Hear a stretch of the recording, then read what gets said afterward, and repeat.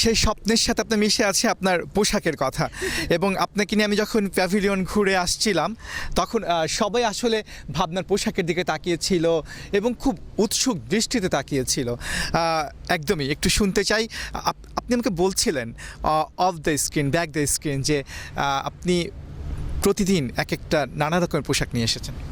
হ্যাঁ, একদমই। এবং সেই পোশাক আনতে গিয়ে আসলে অনেকগুলো সুটকেস হয়ে গেছে, বাট আমি চাচ্ছিলাম যে খুব ভালোভাবেই যাতে আমি আসি এবং ঠিকঠাক প্রিপারেশন নিয়েই আমি এসেছি।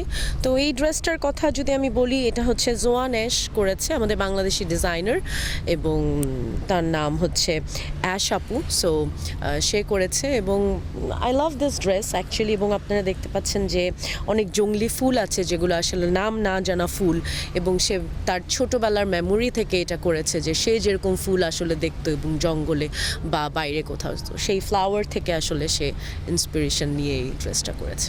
আগামীকাল কি পড়ছেন? ও, আগামীকাল আমি আসলে বেনারসির একটা গাউন পরবো, আর জামদানি অলরেডি পরে ফেলেছি। প্রথমেই জামদানি পরেছি কারণ আমাদের দেশীয় কালচার, এবং বেনারসি দিয়ে বিদেশি গাউন। সো এক এক দিন এক এক রকম কিছু পরবো।